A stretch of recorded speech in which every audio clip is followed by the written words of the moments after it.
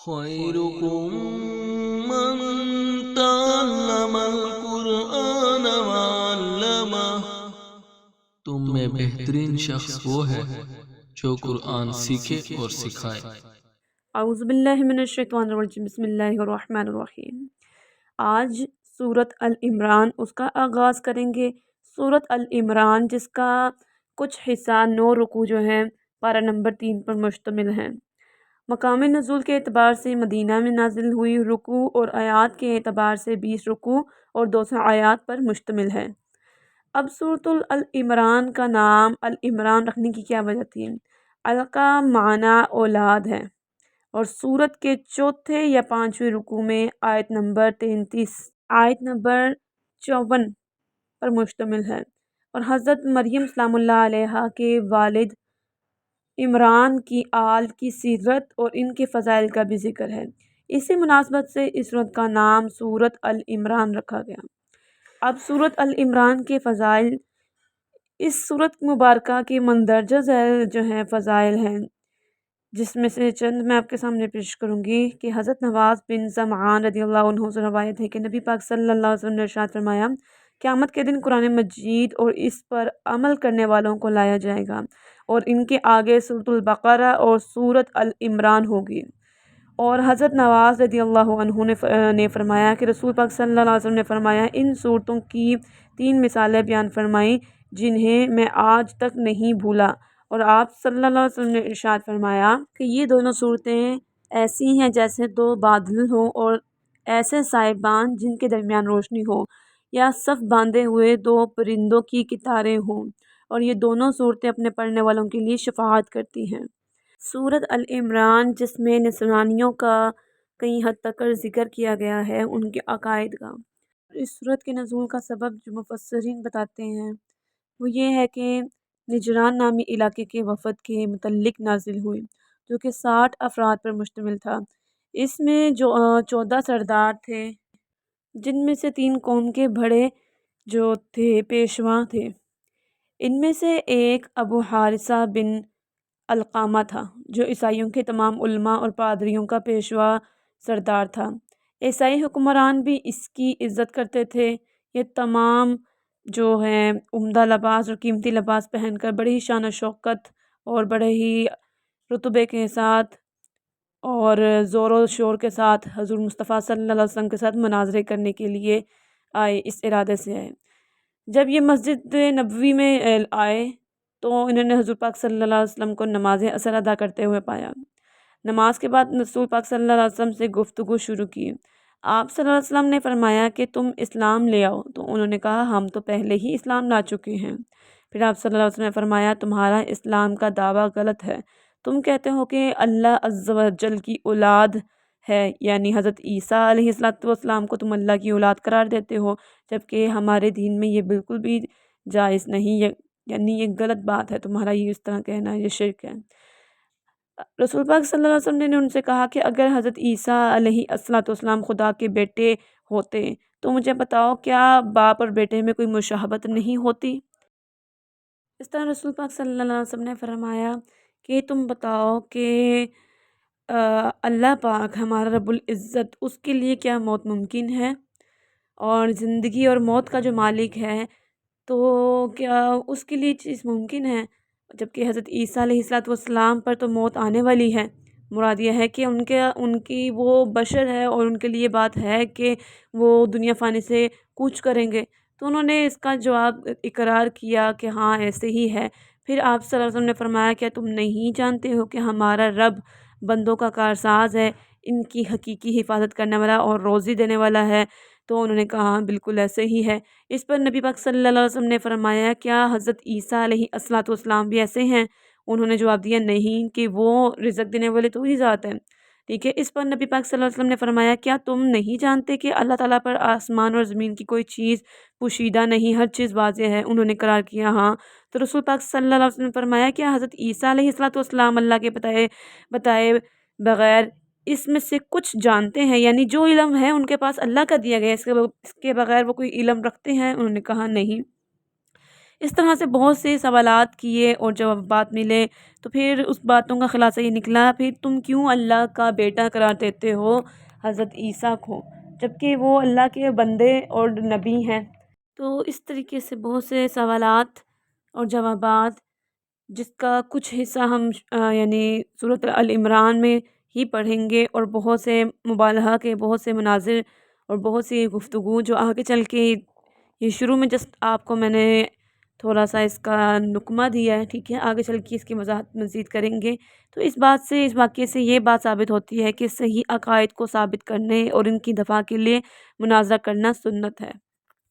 تو اپنی آیات اور رکوع کی طرف چلتے ہیں۔ سورۃ العمران کا رکن نمبر 1، جو کہ آیت نمبر 1 سے 9 پر مشتمل ہے۔ سورۃ العمران کا آغاز الف لام میم، الف لام میم حروف متشابہات میں سے ہے۔ وہ آگے جا کے اسی آیت میں ہمیں پتہ چلے گا کہ حروف متشابہات کون سے ہوتے ہیں، ٹھیک ہے۔ تو اللہ پاک فرماتے ہیں اللہ لا الہ الا هو الحی القیوم، اللہ وہ ذات ہے جس کے سوا کوئی عبادت کے لائق نہیں، اللہ زندہ ہے، اوروں کو قائم رکھنے والا ہے۔ اس آیت مبارکہ میں اللہ تعالیٰ کی دو صفات ہیں، حی اور قیوم۔ اللہ تعالیٰ کی صفات میں حی الدائم باقی کے معنی میں ہے، یعنی اس کا معنی ایسا ہمیشہ رہنے والا جس کو موت ممکن ہی نہ ہو، جبکہ قیوم وہ ہے جو قائم ہو،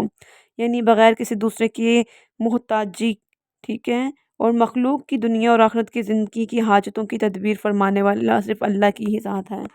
اللہ پاک نے جو ہے اہل کتاب والوں کو یہ بات دلیل کے طور پہ کہی کہ اس نے تم پر ایسے سچی کتاب اتاری جو اگلے کتابوں کی تصدیق فرماتی ہے، مراد قرآن مجید، جو کہ پچھلی کتابیں جو گزر چکی ہیں ان تمام کتابوں کی تصدیق کرتی ہے، اور وہ کتاب قرآن ایسی کتاب ہے نہ ہی صرف تصدیق کرتی ہے بلکہ لوگوں کو راہ دکھاتی ہے، فیصلہ اتار کر، یعنی حق اور باطل میں واضح فرق کر کے۔ بے شک وہ جو اللہ تعالیٰ کی آیتوں سے منکر ہوئے، ایسے لوگ جو قرآن اور اس کی آیات سے منکر ہوئے، ان کے لیے اللہ کے ہاں بہت ہی سخت عذاب ہے، اور اللہ پر کچھ بھی چھپا ہوا نہیں، جو کچھ زمینوں میں ہے اور جو کچھ آسمانوں میں ہے اور جو کچھ ان کے دلوں میں ہے، اللہ جانتا ہے، خوب جانتا ہے۔ اور اللہ ہی تو وہ ذات ہے جو تمہاری تصویر بناتا ہے، تمہارے نقش بناتا ہے، جس نقش میں تمہیں ڈھالنا چاہتا ہے، اور ماؤں کے پیٹ میں جیسے چاہتا ہے۔ اس کے سوا کسی کی عبادت یعنی کوئی لائق ہی نہیں کہ اللہ کے سوا کسی کی عبادت کی جائے، وہی عزت والا، حکمت والا، بلند رتبے والا ہے۔ اس آیت سے متعلقہ جو ہے حدیث مبارکہ کہ حضرت عبداللہ بن مسعود رضی اللہ عنہ سے روایت ہے کہ نبی پاک صلی اللہ علیہ وسلم نے ارشاد فرمایا، تم میں سے ہر ایک کی خلقت اس کے ماں کے پیٹ میں 40 دن تک جمع رکھی جاتی ہے، پھر وہ خون کی لوتھڑی کی صورت ہو جاتا ہے، پھر گوشت کی بوٹی کی طرح ہو جاتا ہے، پھر اللہ تعالیٰ ایک فرشتے کو بھیجتا ہے جسے 4 چیزوں کا حکم ہوتا ہے۔ اسے کہا جاتا ہے کہ اس کے عمل، اس کے رزق، اس کی دنیا میں رہنے کی مدت، بدبخت یا سعادت مند ہونا لکھو، پھر اس میں روح پھونک دی جاتی ہے۔ اس کے بعد قرآن پاک کی آیات کو 2 حصوں میں تقسیم کر کے بتایا گیا کہ قرآن پاک کی آیات 2 طرح کی ہوتی ہیں، ایک ہوتی ہے محکم، ایک ہوتی ہے متشابہات میں سے۔ محکم یعنی جن کے معنی میں کوئی یعنی شک و شبہ نہ ہو، بلکہ قرآن سمجھنے کی اہلیت رکھنے والے اس کو بآسانی سمجھ جائیں، اور متشابہات یعنی وہ آیات جن کے ظاہری معنی یا تو سمجھ ہی نہیں آتے، یا حروف مقطعات یعنی الف لام میم، حروف مقطعات جو آپ نے پڑھے تھے، جو ابھی ہم نے پڑھا الف لام میم، ٹھیک ہے، اس سے ملتے جلتے تمام حروف، ٹھیک ہے، یعنی بعض صورتوں کے شروع میں آنے والے ہی یہ حروف ہوتے ہیں۔ سورۃ البقرہ کی بھی شروع میں آئے تھے الف لام میم۔ اور یا متشابہات وہ ہیں جس کے ظاہری معنی سمجھ تو آتے ہیں لیکن وہ مراد نہیں ہوتے۔ جس طرح ایک چھوٹی سی مثال میں آپ کو دوں کہ کہا جاتا ہے، حدیث کا مفہوم ہے کہ جماعت پر اللہ کا ہاتھ ہے۔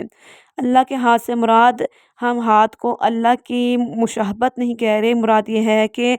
پاور کہہ رہے ہیں، ٹھیک ہے، جہاں جماعت ہوتی ہے وہاں پہ اللہ کی رحمت ہوتی ہے۔ تو یعنی معنی یعنی ہمیں بات سمجھ آ رہی ہے لیکن اس کا معنی کچھ اور ہی ہوتا ہے، تو یہ متشابہات ہوتے ہیں۔ تو ان دو آیات کے متعلقہ اللہ پاک فرماتے ہیں وہی ہے جس نے تم پر یہ کتاب اتاری یعنی قرآن، اور اس کی کچھ آیتیں صاف معنی رکھتی ہیں یعنی محکم، اور وہ کتاب اصل ہے، اور یعنی دوسری وہ ہیں جن کے معنی یعنی استنباء ہیں یعنی چھپے ہوئے ہیں، یعنی متشابہات میں سے ہیں، اور جن کے دلوں میں کجی ہے نا دل، یعنی جن کے دل قرآن پاک کے متعلقہ پہلے ہی شک و شبہ میں ہیں، یہ اہل کتاب والوں کے متعلق بھی کہا جا سکتا ہے، یعنی وہ متشابہات والی بات کے پیچھے پڑ جاتے ہیں، ٹھیک ہے، اور گمراہی چاہتے ہیں، اور خود بھی گمراہ ہوتے ہیں، دوسروں کو بھی گمراہ کرتے ہیں، اور جبکہ اللہ ہی کو معلوم ہے، اور پختہ علم والے کہتے ہیں جو صحیح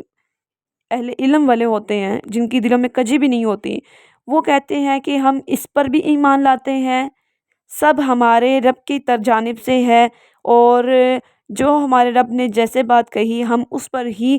عمل پیرا ہوں گے۔ اللہ پاک فرماتے ہیں یہی لوگ عقل والے ہیں۔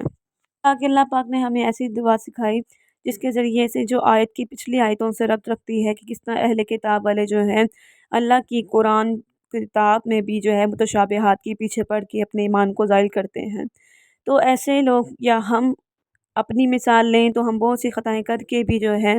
سمجھتے ہیں کہ شاید ہم اپنی راہ میں درست ہیں، یعنی دین کے بہت سے معاملات میں ہم غفلت برتتے ہیں، اور ہمیں پتہ نہیں ہوتا کہ ہم اپنے ایمان کو کمزور کر رہے ہیں، یا ایسے لوگ جو ایمان میں آ کر بھی اپنے آپ کو ضائع کرتے ہیں۔ تو ایسے لوگوں کے لیے اللہ پاک فرماتے ہیں کہ کہو کہ ربنا، اے ہمارے رب، لا تزغ قلوبنا بعد اذ ہدیتنا، اے ہمارے رب ہمارے دلوں کو ٹیڑھا مت کرنا اس کے بعد جب کہ ہدایت ہم پر آ چکے، یعنی جب ہمیں ہدایت کا رستہ مل چکا ہے اس کے بعد ہمیں اپنی راہ سے مت ہٹانا۔ اللہ کی ذات نہیں ہٹاتی، انسان کے اعمال اس کو ہٹاتے ہیں، ٹھیک ہے۔ بات یہ ہے کہ اللہ پاک ہمیں پتہ ہے کہ ہم گناہ گار ہیں، بہت سے اعمال ایسے ہو سکتے ہیں، لیکن اگر ہمارا دل اس طرف مائل ہو تو ہمیں مت ہٹنے دینا۔ وَهَبْ لَنَا مِن لَّدُنكَ رَحْمَةً إِنَّكَ أَنتَ الْوَهَّابُ، کہ تو نے ہمیں ہدایت دی اور ہمیں اپنے پاس سے رحمت عطا کر، بے شک تو بہت بڑا یعنی دینے والا ہے، تیری ذات بہت بلند ہے۔ رکو نمبر 2 جو کہ آیت نمبر 10 سے 20 تک مشتمل ہے۔ رکو نمبر 2 میں اللہ پاک ان منکر کا ذکر کرتے ہیں کہ اللہ پاک فرماتے ہیں بے شک وہ جو کافر ہوئے ان کا مال، ان کی اولاد اللہ سے انہیں کچھ نہ بچا سکے، کہ وہ ان کو اگر اپنے مال کا غرور تھا یا اولاد کا تو کوئی چیز ان کے کام نہ آئی، اور بلکہ ویسے ہی یہ لوگ دوزخ کے ایندھن ہیں، اور بالکل ایسے جیسے فرعون والوں نے اور ان سے اگلوں کا طریقہ تھا، انہوں نے یعنی ہماری آیات کو جھٹلایا تو اللہ تعالیٰ نے ان کے گناہوں کے سبب ان کو پکڑا۔ تو جس طریقے سے یعنی فرعون کا عمل تھا، اور اسی طریقے سے بعد میں آنے والوں لوگوں نے بھی وہی عمل کیا، جبکہ انہوں نے نصیحت نہیں پکڑی کہ فرعون کے ساتھ اللہ پاک نے کیا کیا۔ تو بات کا خلاصہ یہ ہے کہ وہ لوگ جو اللہ کی آیات کو جھٹلاتے ہیں یا اللہ کی آیات کا مذاق بناتے ہیں، اس پہ عمل پیرا نہیں ہوتے، سب کی پکڑ ہونے والی ہے، اور وہ اپنے مال، اولاد، جائیداد پر تکبر نہ کریں کہ یہ ہمیں بچا لے، کوئی کسی کا سفارشی نہیں ہوگا۔ مزید اللہ پاک جو ہے قرآن پاک میں غزوہ بدر کے متعلق فرماتے ہیں کس طریقے سے دو گروہوں کے درمیان اللہ پاک نے جو ہے مسلمانوں کو جو ہے فتح عطا فرمائی، کہ جبکہ اس کے مقابل دشمن جو تھے وہ تعداد میں بھی زیادہ تھے، 1000 کی تعداد، مسلمانوں کی تعداد 313 تھی۔ اس کے باوجود اللہ پاک نے جو ہے مسلمانوں کو کامیابی عطا فرمائی، اور اس کامیابی میں جبکہ مسلمانوں کی تعداد کم تھی لیکن اللہ پاک نے کافروں کے دلوں میں مسلمانوں کا ایسا رعب ڈالا، ایسا غلبہ ڈالا کہ وہ دیکھنے میں یعنی ان کو معلوم ہوتا کہ مسلمانوں کی تعداد بہت زیادہ ہے، اور اللہ پاک نے فرشتوں کے نزول سے جو ہے مسلمانوں کی مدد فرمائی۔ یہاں سے یہ بھی پتہ چلتا ہے کہ پچھلی آیات سے ربط پیدا کرتی ہوئی ایک آیت جس میں اللہ پاک فرماتے ہیں کہ دنیا کی محبت فطری ہے مگر اس میں اٹریکشن ہے، ٹھیک ہے، لیکن یہ کہ ہمیشہ کے لیے یہ ختم ہونے والی فانی ہونے والی یہ چیزیں ہیں۔ کچھ چیزوں کا ذکر جس میں اللہ پاک نے فرمایا کہ عورتیں، اولاد، سونا چاندی، ٹھیک ہے، مال دولت چھپا ہے تمہاری، یہ سب چیزیں تمہاری دنیا کی زندگی خواہشات ہیں، لیکن بات کا خلاصہ اس میں یہ ہے کہ اگر تم ان کی پیچھے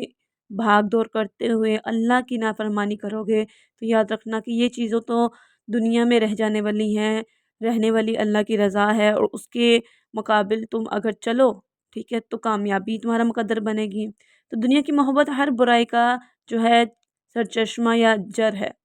پہلی آیت میں دنیا کی چند اہم مرغوب چیزوں کا نام لے کر بتایا گیا کہ لوگوں کی نظروں میں ان کی محبت اور ان کی چاہت یعنی اتنی زیادہ ہے، بڑھ جاتی ہے، اس لیے بہت سے لوگ اس کی ظاہری رونق پر گرفتار بھی ہو جاتے ہیں اور آخرت کو بھلا بیٹھتے ہیں۔ جن چیزوں کا نام اس جگہ یعنی ان آیتوں میں لیا گیا ہے، آیت نمبر 14 میں لیا گیا ہے، وہ عام طور پہ انسان کی محبت کا مرکز بھی ہے، جس میں سب سے پہلے عورت، پھر اس کی اولاد، کیونکہ دنیا میں انسان جتنی چیزوں کو حاصل کرنے میں فکر میں لگا رہتا ہے، پھر وہ بجائے رزق حلال یا طریقہ حلال کا یا حرام ہو، ان سب کا اصلی سبب صرف عورت یا اولاد کی ضرورت کو پورا کرنا ہوا ہوتا ہے یا اپنی خواہشات کو، تو ان کے سبب سے وہ سونا چاندی مویشی ان کا بھی جو ہے طلبگار ہوتا ہے۔ اور اس آیت میں شان نزول اگر ہم دیکھیں تو وہ یہ آتا ہے کہ ایک نسرانی ابو حارثہ بن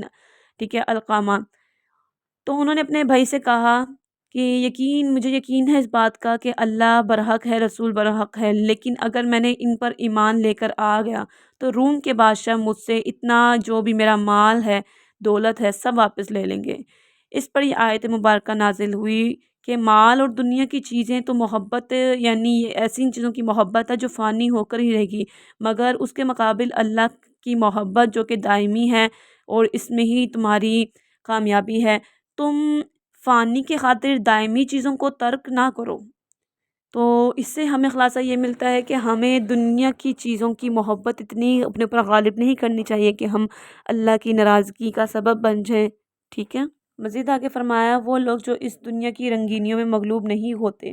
ان کے لیے بہترین جزا ہے جنتوں کا ذکر، اس کے نیچے نہریں جو بہتی ہیں، ان کی پاک بیویاں ہوں گی، یعنی ان کے لیے خوشخبری اللہ کی طرف سے ہے اور کبھی نہ ختم ہونے والا اجر ہے ان کے لیے۔ پھر کچھ صابرین کی صفات کا ذکر ہے جو اللہ کی اطاعت کرتے ہیں، مصیبت پر صبر کرتے ہیں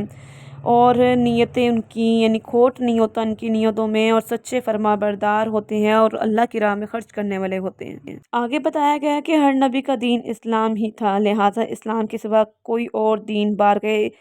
بارگاہ الہی میں مقبول ہی نہیں، لیکن اب اسلام سے مراد صرف اور صرف وہ دین ہے جو رسول پاک صلی اللہ علیہ وسلم پر ایمان لانا، قرآن پر ایمان لانا، اللہ پر ایمان لانا، ان تینوں پر، ٹھیک ہے۔ تو